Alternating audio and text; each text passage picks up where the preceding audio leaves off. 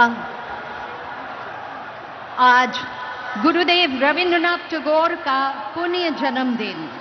इस अवसर पर माननीय प्रधानमंत्री जी पुष्पांजलि कर रहे हैं एवं সেই সঙ্গে আছেন सीएम डेजिग्नेट श्री शुभेंदु अधिकारी।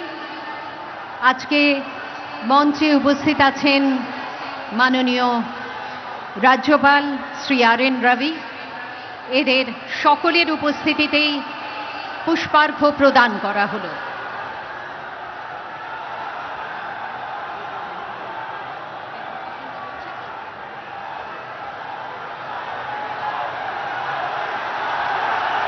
जोरदार कट्टल ध्वनि के साथ स्वागत कीजिए माननीय प्रधानमंत्री, परम आदरणीय प्रधानमंत्री श्री नरेंद्र मोदी जी का।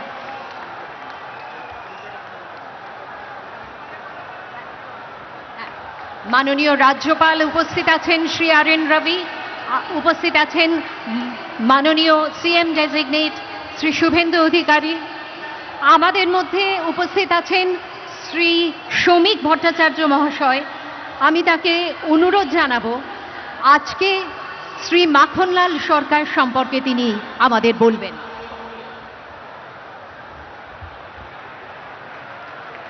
শিলিগুড়ি নিবাসী শ্রী মাখনলাল সরকার সবরই প্রতীক্ষার মতো দীর্ঘ প্রতীক্ষা। ভারত কেশরী ডক্টর শ্যামাপ্রসাদ মুখার্জি, যিনি ভারতের সংবিধান এবং ভারতবর্ষের অখণ্ডতার জন্য এই বাংলায় জন্মগ্রহণ করে নিজের প্রাণ দিয়েছিলেন, যাকে কাশ্মীরের জেলে রহস্যজনকভাবে কার্যত খুন করা হয়েছিল, এবং তার সেই যাত্রার যিনি সহযোগী ছিলেন, সেই মাখনলাল সরকার ৯৭ বছর বয়স হয়েছে তার, তিনিও আজকের দিনে আমাদের এখানে এসে উপস্থিত হয়েছেন। শ্রী মাখনলাল সরকার তারপরে দিল্লিতে একটি দেশাত্মবোধক গান গাওয়ার জন্য দিল্লি পুলিশ তাকে গ্রেপ্তার করে। কংগ্রেসের সরকার নিয়ে যাওয়া হয় বিচারালয়ে। বিচারপতি বলেন তার উকিলের পরামর্শে যে ক্ষমা চান, আপনার মুক্তি দেব। কিন্তু মাখনলাল সরকার বলেছিলেন আমি কোনো অপরাধ করিনি, সুতরাং আমি একটা গান গেয়েছি। বিচারপতি বলেন তাহলে আপনি গানটা গেয়ে শোনান। সেদিনের অপ্রাপ্তবয়স্ক মাখনলাল সরকার সেই গানটি গেয়ে শোনান, এবং তারপর বিচারপতি নির্দেশ দেয় দিল্লি পুলিশকে যে একে ফার্স্ট ক্লাস কামরা করে এর বাড়ি পর্যন্ত পৌঁছে দাও এবং ১০০ টাকা দাও রাস্তায় যাতায়াতের জন্য।